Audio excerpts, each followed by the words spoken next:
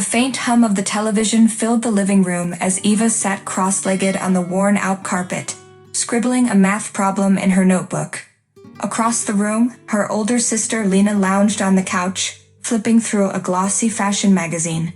Their mother walked in, carrying a tray of freshly baked cookies. She placed it on the coffee table, but nudged it closer to Lena without so much as a glance at Eva. "Lena, sweetheart, don't forget about your piano recital tomorrow," their mother said, her voice brimming with pride. "I've ironed your dress and booked a table at Levi for dinner afterward."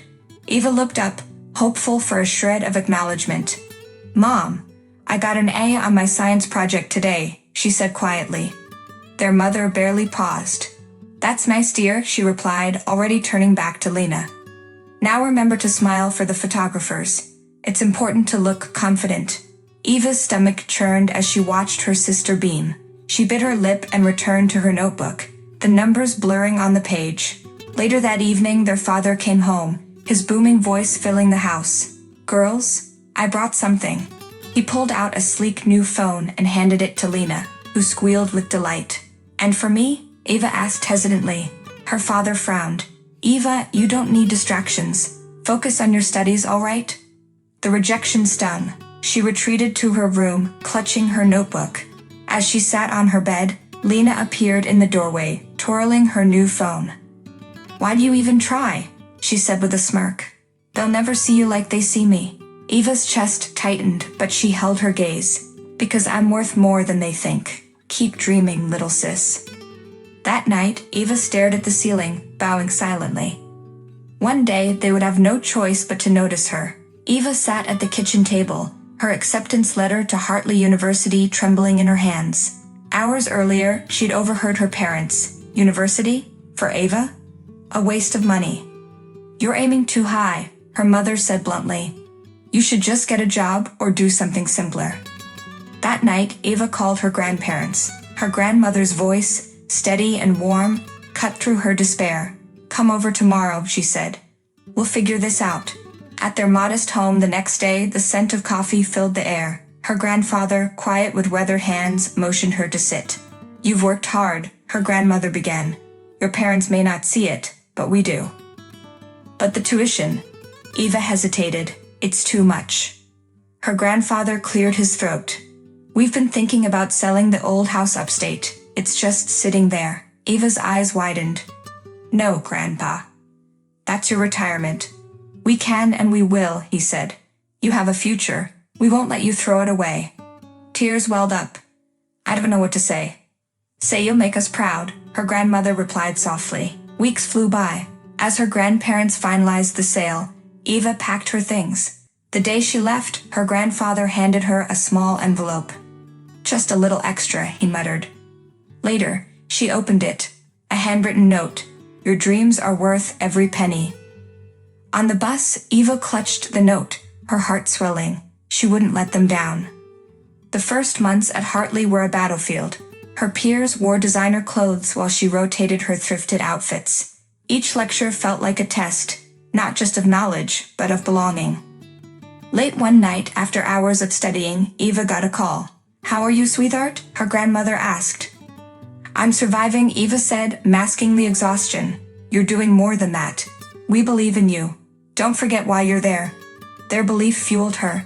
Eva took on a job at the campus library, juggling shifts, lectures, and study sessions. Her eyes burned most nights, but she never faltered.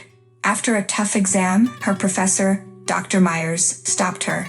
"Eva," he said, scanning her paper. "Outstanding work. Your analysis was exceptional." She blinked. "Thank you. I didn't think it was that good." "Don't sell yourself short, keep going." That flicker of praise lit something in her. Slowly, professors noticed. Classmates asked her to lead group projects, but the past resurfaced. One weekend, her mother called. "Your father says you're wasting time. You'll never fit in with those people."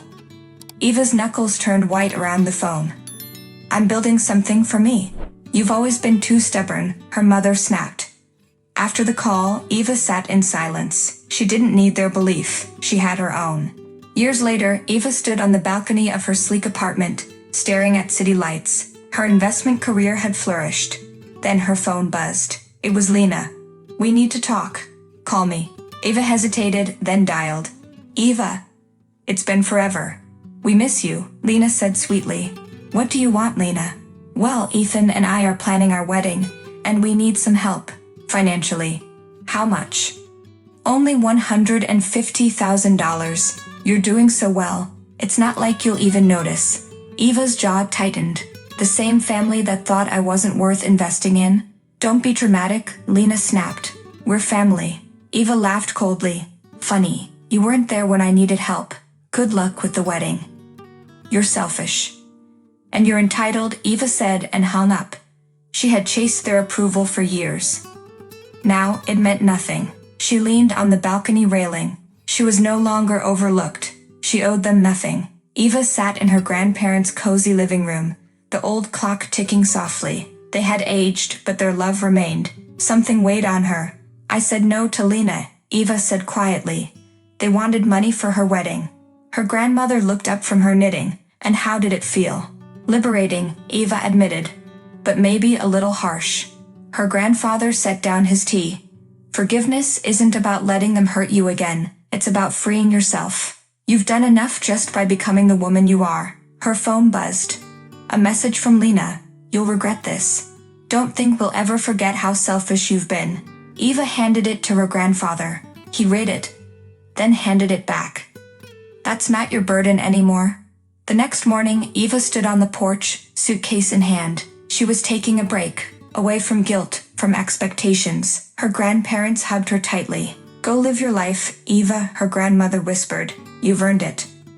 A month later, Eva gifted them a trip to Hawaii. First class, 5-star hotel, everything. While they vacationed, she bought them a spacious new home and renovated it top to bottom. Because kindness returns like a boomerang. That's the law.